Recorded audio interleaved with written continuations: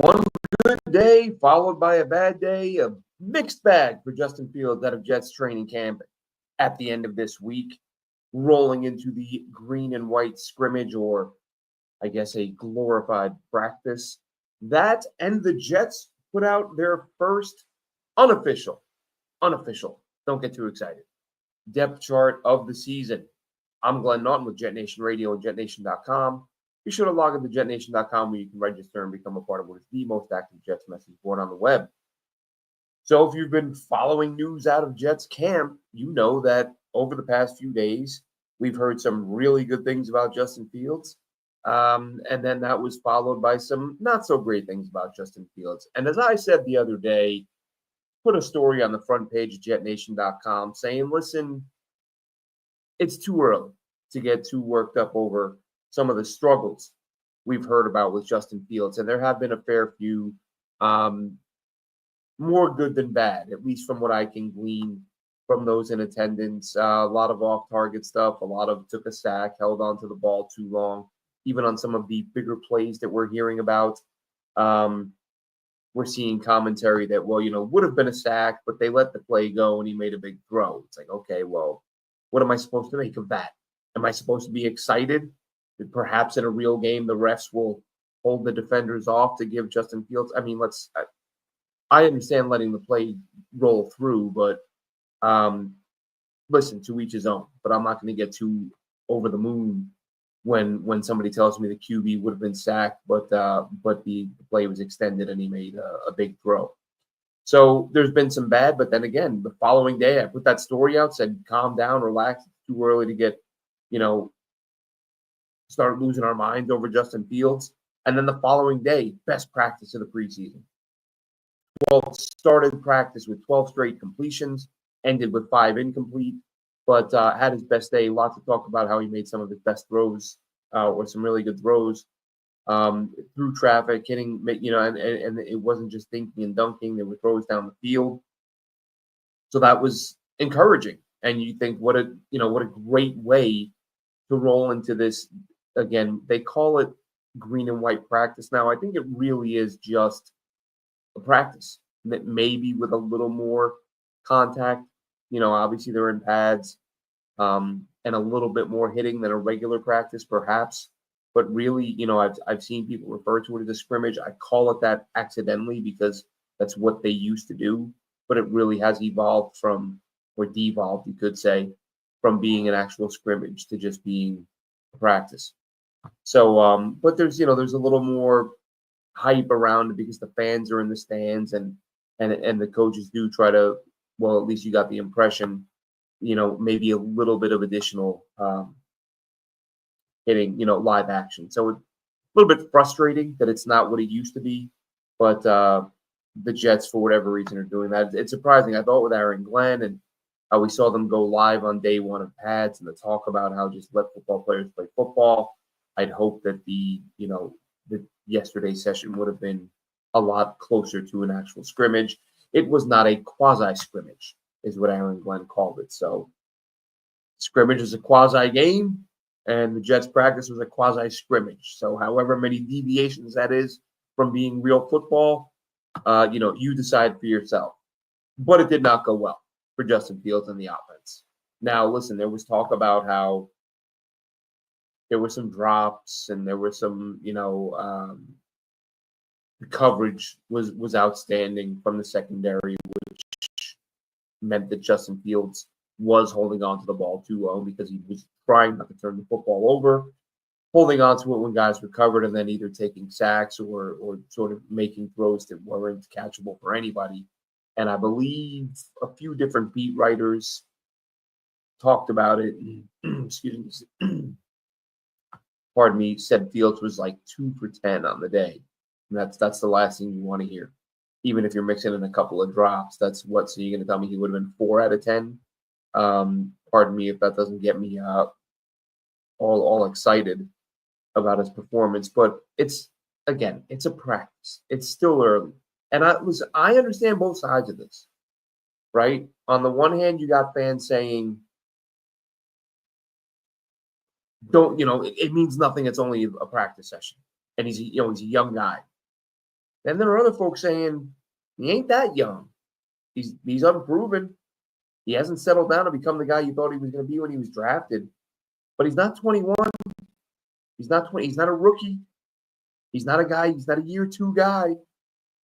When you get to the point where you've got 3-4+ years experience under your belt, it's tough to say you're a rookie. And I get it. Sometimes I forget. I think, oh yeah, Justin Fields, young guy. And, relatively he's young compared to old guys like me. But at the same time, he's not wet behind the ears anymore. He's not unfamiliar with what an NFL defense looks like. But you also have to, as I've said many times, consider the big picture, the fact that not just new offensive scheme, new team, new everything, new O-line, new receivers. Everyone he's throwing the ball to is new. Well, with the exception of Garrett Rucker. More on Rucker later. But this is all new. So there are going to be hiccups. There are going to be bumps in the road. There are going to be good days and bad days. Up to now, from what I can see, there's been a lot more bad than good. With Tyrod Taylor, it seems we're hearing and seeing a lot more about him making good throws, quality throws, especially down the field. I would argue that right now, based on what we're hearing, Taylor's the better quarterback. But he's not the future. This season is not about winning a Super Bowl. This is about evaluating Justin Fields. And fans may not want to hear that, but that's really what this is. At their very best, this team would be, if everything went their way, probably on the outside looking in for a playoff spot. 8-9 wins would be the absolute ceiling. And as I've said a million times, I think they're looking at 4 to 6 wins. A lot of that to me, again, I've said this a million times, people are probably tired of hearing it, but it comes down to the coaching. It's too much inexperience on that coaching staff. We don't need to beat that horse to death anymore, at least not at the moment. What we will do at the moment is take a look at the depth chart. Yes, unofficial. Don't get too excited. And it's tough, right? Because you look at it and you kind of, is that telling? Are they saying something with that? Some things are so absurd that you're like, well, that's not real. And then other things are like, well, that doesn't seem real, but it doesn't seem far from what could be real. And that's the case every year. Sometimes depth charts are so off the wall that you get nothing from it. And this may mean nothing, but we're going to take a look at it in case there's a little something to glean with some of what's in here. And the stuff that I would question starts right off the bat. And we'll go in the order that they have it in on the depth chart. Wide receiver, Garrett Wilson, obviously. They have his wide receiver 2 behind Garrett Wilson, Malachi Corley. I don't see that happening. And I'm somebody who has said, I think Corley makes this roster. I know there are those who don't think he does, but I can't. And listen, if I'm wrong, I'm wrong. But for me personally, when I went back and watched every throw Justin Fields made last season in Pittsburgh, and let's face it, that was the best football he's played as a pro. I think we're going to see some of that with the Jets. I think we're going to see deep shots. You got Garrett Wilson, you got Arian Smith, you got guys who can take the top off the defense. By all means, let it fly. I think we'll see that. I don't think we'll see a lot of it. I think we'll see it enough to keep defenses honest and make the occasional big play. But I think there's going to be a lot of short, quick throws behind the line of scrimmage or at or around the line of scrimmage, I should say. And to me, that's Malachi Corley's strength, and that's where he should be utilized. And if you do utilize him in that manner, I think you're going to get some pretty solid production out of him. So to me, I think Corley, if Justin Fields is your quarterback, I think keeping Corley around makes sense. There are those who say he's not going to make the roster. I know Rich Cimini said the other day, did not have him on his 53. I'm not here saying he's 100% going to make it, but if I had to bet money, I would say Corley makes this roster. I don't know that having him at wide receiver 2. I think wide receiver 2, and I talked about this before, will end up being Josh Reynolds, but we'll talk about that a little bit more in a bit. Behind Malachi Corley, that's where they have Arian Smith. Now, to me, Arian Smith, I wanted to touch on him a little bit. This was something from Aaron Glenn that surprised me a little bit. Aaron Glenn was asked the other day about Arian Smith and his recent quality play. And Aaron Glenn kind of said, oh, the guy who can't catch the ball, that's what you guys said. Talking to the media about all the stories about Arian Smith struggles catching the football in college. That really surprised me out of Aaron Glenn. Aaron Glenn doesn't strike me as someone who would get worked up over someone in the press saying something that's true. And that's all the media did. Nobody said Arian Smith stinks. No one said he's never going to be any good. No one said, why the hell did you draft this guy? There were questions as to why did you take him this early. But listen, when reputable sites like NFL.com have him listed as a day 3/priority undrafted free agent, people are going to ask questions when you take him as early as the Jets did. But what does Aaron Glenn expect the media to do? You drafted a guy who a lot of people said would be a day 3 pick because he had 10 drops in college. He might shake that, and we all hope he does. I've said a million times, the dude off the line is like a jackrabbit. Watch him in college. He just smokes dudes. If he gets a clean release, you're in trouble. That's bottom line with Arian Smith. But 10 drops is a lot of drops. So it was talked about, as it should be. Does Aaron Glenn expect the media to not talk about these things? And the one thing I take away from it, the one potential positive, I guess I should say, because initially I'm like, why are you getting worked up? Well, I guess maybe worked up isn't the right, why are you aggravated? I think Aaron Glenn was clearly aggravated. I mean, why are you aggravated? The media is reporting what happened. That's what happened. He had 10 drops. It's a story. But then it's like, you know what? We know Parcells did this. This is maybe Aaron Glenn saying, I'm going to use the media to send a message to my guy. And a positive message, not just negative. Maybe saying, listen, Arian Smith, if you happen to catch the post-practice presser, I got your back. And I'm going to call these guys out for dogging you. Even though they were right in what they said, I got your back. So maybe that's what it is. And that would make sense. It would be surprising to me if Aaron Glenn was, all you guys out here said he couldn't catch it. No, all of us guys out here reported the fact that he had 10 drops. Dom in the chat. Good to see you, Dom, from Project Prospect with Dom C. Speed kills. Absolutely. Absolutely. Everybody wants to have it. Arian Smith is the next. I'm not saying Arian Smith is the next Deshaun Jackson, but it's a trait that historically gets overdrafted. 100%. Jonathan Ross, anyone? Every single player Al Davis ever drafted in the first round, anyone? Darius Hayward-Bay, and who was the corner? Fabian Washington out of Nebraska. Guys do get overdrafted. But, then you get Demir Miller. Now, listen, I'm not saying Demir Miller is in Arian Smith's class, but he goes undrafted running in that same range, running in the 4.2s, 4.3s. But, yeah, listen, Arian Smith, that's I've heard that comp, and I think that's a pretty good comp. In terms of size, speed, explosion, yeah, Arian Smith, Deshaun Jackson. And that's, as Dom says, not to say I'm not sitting here putting them in the same class as a complete player. But when you can run the way Arian Smith can, absolutely. So I was a little surprised with the pick being that early. I didn't love it. I thought you could have got him later. In fact, when the Jets had him in for a pro day and I started digging on him and I saw the 10 drops, I was like, man, is this even a guy Aaron Glenn would draft? Disciplinary and hard-nosed, hardcore coach, played for Parcells. I can't see him taking a guy that had 10 drops. And they took him. And then, I'm thinking, did they take him in round 5, 6, 7? Probably leaning more towards 6, 7. And they take him in the 4th. And Dom mentions Jalen Hyatt. Absolutely. These guys, it happens. These guys get drafted earlier than they should based on, which is funny, isn't it? It's funny how everybody across the board, fans, pundits, coaches, GMs, the 40 isn't the end-all, be-all. You can't get too worked over the 40. And then a dude runs a 4.3, and everyone's like, we got to draft that guy. We better take him before somebody else does.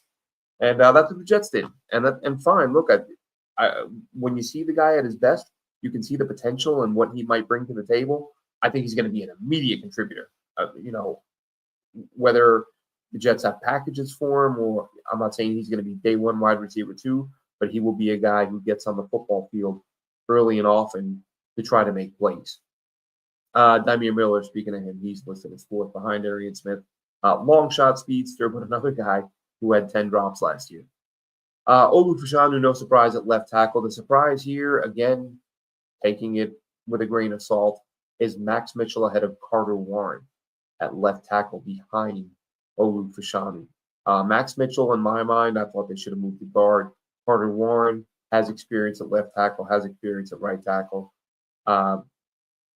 Neither one has lit the world on fire, but for my money, I would take Carter Warren if I'm plugging one of those guys in as my second tackle. Obviously, they didn't really bring anybody in to challenge those guys. So if it's between Mitchell and Warren, to me, I'm putting Warren at the tackle spot. But like I said, that's just me. John Simpson, obviously your starter. Behind him, Cole Laval, who, if you've been listening to our show for a while, you know that I love what we saw from him in camp last year. I honestly can't remember if I had him on the 53 that I did the other day, but I just know that whether I had him on there or not, I took a lot of time to think about it. I think I left him off. Sometimes if I'm doing a 53, I will err on the side of not being a homer. And if there's a player that I've talked up, really impressed by, limited reps, I'll think, well, is this just me being a homer and keeping this guy? And I'll leave him off. So I may have left Cole Laval off. I left Brady Cook off. I think if Brady Cook shows anything in preseason, I think there's a chance they carry 3 QBs if he makes the roster. But I left him off because we've not seen him in a preseason game. And if you've been listening to the show, you know that I talked him up a ton prior to the draft. Big fan of his game. And if I put him on there, I don't want to hear all the, oh, you're being a homer, you're being a homer. So he's off there for now. But if he shows out in the preseason, I'm absolutely putting him there as a guy who I think can make the roster. Joe Tippmann listed as a starting center. That, of course, caught some people's attention after Josh Myers got himself some reps, got some run with the ones in the preseason or in training camp thus far. We've heard Aaron Glenn and Darren Muji both talk about how it's going to be legit competition. We've heard John Simpson and others who are in the building say that, these guys are battling out. This is a real thing. So as much as a lot of Jets fans are kind of blowing it off as not real, it would appear to me to be. I mean, if you're Aaron Glenn, I don't see Aaron Glenn being a jokester, messing around and playing games by having a guy get reps with the ones if he doesn't have an actual shot to be with the ones. And that's where Josh Myers has been. They list Tippmann as the starter. We'll see what happens there. Xavier Newman backing up Elijah Vera Tucker. No surprise. I did have Newman on my 53. Chukwuma Okorafor backing up Armand Membu. So here's the next one that was somewhat of a surprise that you look at and go, okay, that's not real. Jeremy Ruckert as tight end 1 over Mason Taylor. I don't see that happening in real life. It could be a respect thing to Ruckert. Could be the same thing with Tippmann. You've been here a while. You're a Jet veteran. We're not going to bump you on the first depth chart. So we'll see how that transpires. And again, we'll want to look at the rep count in the preseason games once those kick off next week. Next 2 wide receiver spots they have listed: Alan Lazard, Josh Reynolds. I think, as I've said, I think Reynolds will be your starter. I think Lazard as a big slot could work out. I think, and we've all talked about it. A million people have talked about it. I think we see Lazard get moved before the season starts. To me, that's where Quentin Skinner has a chance to sneak in there. Big touchdown catch for him the other day. Nice to see that. I hadn't really heard his name. And then at quarterback, of course, we've got Justin Fields, Tyrod Taylor, Adrian Martinez, and Brady Cook. Martinez, to me, again, I don't know if that's a veteran. You've been here a while. We'll put you on the depth chart ahead of Cook. I just don't think Martinez is very good. Watched him a ton in college before he got drafted. Turns the ball over way too much, whereas Brady Cook does a much better job of protecting the football. Running back, we've got Breece Hall, Braylon Allen, Isaiah Davis, and Keenan Nwangwu over Donovan Edwards. I thought we'd see Donovan Edwards' name on there. But to be honest, to be fair, Edwards is a name we haven't heard much of up to this point in camp. I did see Robbie Sabo, I believe, tweet out that he had a catch down the field in tight coverage. Really, literally the first time I can recall seeing his name, at least definitely since the pads went on. Nwangwu, of course, the big-time kick returner. That's what kind of gives him a really good shot to stick if they have 1 or 2 guys who will be solely, strictly special teams only. Nwangwu would be one of those guys. There's a few guys that fit that description. Not all of them are here. Irv Charles, of course, is another one. I don't even see Irv Charles on the depth chart. at receiver. Andrew Beck, fullback. I commented the other day, Tony Richardson was doing an interview with the Jets site and said that he's been hearing that the team internally is talking about using Jeremy Ruckert out of the backfield as a blocker. Listen, if you're going to, for my money, and I've been saying this for years, I actually went back to look up tweets. I think I have tweets from 2-3 years ago saying, get Jeremy Ruckert at fullback. He should have been your starter. He should be your starter. Every time you put him in a fullback, he does a good job. If they're, again, Tony Richardson said he's hearing they're discussing that, but it's not reflected on the depth chart. I think if you want to get the most out of Jeremy Ruckert, put him at fullback. We will see more to come on that. Defensively, again, no surprises. I guess the one, I don't know if you want to call it a surprise, but the thing that was most unknown was the DT spot next to Quinton Williams, where they have Byron Cowart. They've got Derek Nottie listed behind him. I'm hoping Arian Smith kind of steps up and takes that spot. Patorma Mobile, Peyton Page, any of those guys. I want to see the young DTs come in and steal a job because they have some, as the Jets tend to have in recent years, lots of journeyman, stopgap, one-year guys, which is kind of, enough of that already. Let's get some guys in here who can be here for a little while, helping this team in the middle. Again, Mulba and Page could fit that description. Same with Arian Smith. Very good run stopper in college. Hasn't translated so far in the pro. So we'll see if the Jets can get that out of him. The second edge. Come on. Will McDonald, again, listed as the first edge. And Michael Clemens as the starting edge on the other side. A lot of people surprised Michael Clemens is still on the roster. You can count me among them. And listen, I got nothing personal against Michael Clemens. Excuse me. I just think there's been too many mistakes. But I do think if you moved him inside, played him at DT, I think he could be an effective guy. I think he's got the length and athleticism to be effective. He's got the motor. He can be a useful player. I just don't love him on the edge. We'll see if that's where the Jets do keep him. Again, he's listed there. Eric Watts and Braden McGregor behind them. Oh, and by the way, because I know a lot of folks like Leonard Taylor. Everybody loves seeing a UDFA, show they can play. We got that from Taylor last year. He is currently listed third behind Quinton Williams and Jay Tufeli at the DT spot. And that's kind of a point that I've made. When I talk about lack of a DT next to Quinton Williams, I've had a lot of people say to me, don't count out Leonard Taylor. You're sleeping on Leonard. I'm not sleeping on Leonard Taylor. I think Leonard Taylor is a backup to Quinton. I think their game is more similar to one another. When I'm talking about somebody to play next to Quinton Williams, I'm talking about a true run stopper, which Leonard Taylor historically has not been. In his college years, he had some moments, but to me, I think his game is more of a penetrating, third and long run, a guy who can be more effective as a pass rusher. So I wouldn't, when I'm saying there's no one next to Quinton, I'm not sleeping on Leonard Taylor. I'm just viewing Leonard Taylor as a guy who won't fill that particular role, but I do think he can play. Linebacker, one big surprise here. Again, take it for what it's worth. Marcelino McCrary Ball, the converted college safety. Just love those guys. Converted college safety, who's been a special teams ace, is listed with the first linebacker group. Jamin Davis behind him. Davis, a guy who I expect to make the roster. Then you've got Jamian Sherwood with Francisco Mauigoa behind them. Jamarcus Weston behind them. And he's another guy. If you're talking strictly, exclusively only special teams, that might be something we envision for Weston. And then Quincy Williams, Zaire Barnes, Luke Smith as the linebackers, as the third linebacker listed. So, again, Marcelino McCrary Ball, Sherwood, and Williams listed as the 4-3 backers.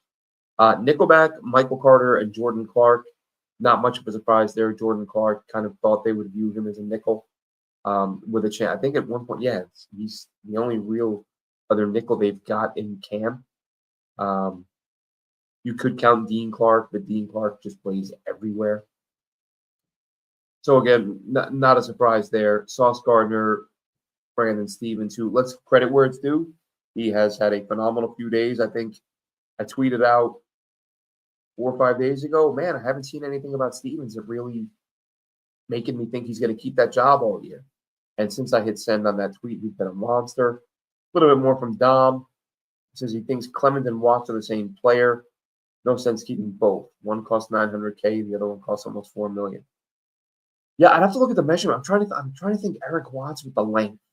I feel like Watts could be more versatile, but and more effective off the edge. But I mean, that remains to be seen. There is a case to be made for that, though, Dom. As I've said before, Watts is a guy that maybe could have been that JFM replacement. And I literally just said Clemens could maybe play inside and out, which is what JFM did. So they do have that sort of similar ability. Clemens I'm just surprised he's still here.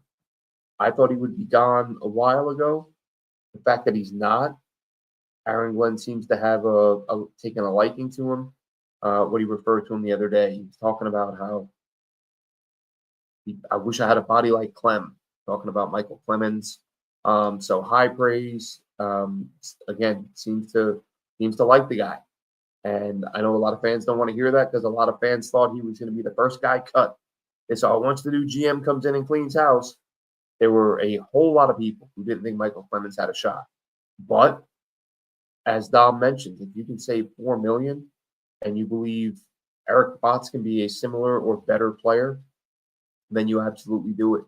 I don't have Watts's RAS right in front of me. I know I mentioned this recently. Clemens, and again, it doesn't always translate to on-field play. Clemens' RAS was shockingly like in the low 8s, like 8.2 or 8.3, somewhere in there. I feel like he's one of those guys that doesn't translate, but he's also not like lethargic, and it's not like he doesn't show any athleticism. He just, to me, doesn't show high-end athleticism. But motor, strength, length, like there are some things there that are workable. And it would seem Aaron Glenn would agree. Safeties are the final two on defense. Andre Cisco and Tony Adams, your starters. Malachi Moore, Isaiah Oliver backing them up. Jarius Monroe, who has been making some noise of late. There are some picking him to make the 53. And then Dean Clark, as I mentioned, the sort of do-it-all guy out of Fresno State. I thought he had a shot to make it because of his versatility, but I really think that roster spot, that flexible, movable guy who can do a little bit of everything, I think that spot's going to go to Isaiah Oliver, and Dean Clark will be a practice squad candidate. And on specials, Nick Folk, your kicker. Welcome back, Nick. McNamara, your punter. He's the only one on the roster. Punt returner, Xavier Gibson. Kick returner, Xavier Gibson. Backing him up at those spots. At punt, Jamal Pritchett. At kick, Kini Nwangu, as I mentioned. Arian Smith listed as a third punt returner, fourth kick returner. And Thomas Hennessy, of course, is your long snapper. So like I said, take it for what you will. Is there any meaning to it? Are the Jets doing, as I mentioned, are they being courteous to the vet guys? They got, hey, you've been in the building for a year or 2 or 3, and you're probably getting bumped, but we're gonna list you as one. Or is it just a matter of, hey, carry it over from last year's starter, put that guy on there, but his job is in jeopardy? We'll find out. And that's one of the more interesting things to me. I was just about to mention preseason snap counts. I know I brought it up earlier. Justin Fields. Are you going to treat him like a Hall of Fame QB1 and not play him? Or is he gonna have 3 or 4 handoffs in that first, and then you pull him? And then 5 or 6 handoffs and 3 passes in the second game, and then you pull him? Or is Aaron Glenn going to say, hey, man, you got ground to make up. You got to show what you can do. You got to see what you can do. You're going to play a quarter, and play 2 quarters, and then you're going to play 3 quarters. That to me, that's going to be the more interesting things, is the way the snap counts are broken down for Justin Fields. I think there are some guys whose names we haven't really heard, we haven't heard as much as I thought we would. Once these preseason games kick off, let's see some Quentin Skinner, let's see Donovan Edwards. I want to see what these guys can do. I think these are, at the very worst, these are practice squad candidates. As I've said a few times with Skinner, if Lazard goes, I think he becomes a roster candidate. But we got to listen. It may feel like the opener is around the corner, and it kind of is, but there's still a whole lot of practice sessions and a few preseason games to get a longer look at these guys. Some of them will meet expectations, some will exceed, and some will fall short. and we'll talk about all that. We'll talk about it here all throughout the season, being a little bit low key here. As I've said, on vacation, whole family's upstairs asleep at, I don't even know what time it is locally. What the hell is it? It's like 1:15 in the morning or something like that. It's even later than usual. Normally, right, I'm in England, and now we're on vacation in France, so it's an hour ahead. So it's I'm looking at like 1:15 or something like that a.m. Thanks for tuning in. Thanks for checking it out, Dom. Thanks for jumping in. We got to get you on here soon, actually. I'll reach out. We'll talk. We'll get you on here to talk about the rookie class and who knows, maybe some draft prospects. Was just watching Clemson, Wake Forest. Wake's got a couple of players, well, transferred, a couple of transfers, guys who aren't there anymore. 6'3". See, I took some notes on a Wake receiver who I really liked. Throw his name out there. This will be I had him as Field, but Fields. No relation to Justin Fields, as far as I know. Ratio Fields had a really nice touchdown grab against Clemson. One-on-one, went up, elevated over the defender, pulled it down, and kept the balance into the end zone for the touchdown. Ratio Fields, I believe he transferred to Auburn, if I'm not mistaken. So, Dom, let's get on here. Let's talk some prospects. And I'll talk a little bit of Jets. Thanks for joining us this week, Jets fans. And I'm back home a week from today. Probably do at least one live show before the game on Sunday, Saturday, whenever that is. I'm driving home that day, but we'll be stopping at a hotel to watch that game, talk about it in the morning, whatever it may be. Football, real football, is getting ever so closer, and we'll be here talking about it all year. Have a good one, Jets fans.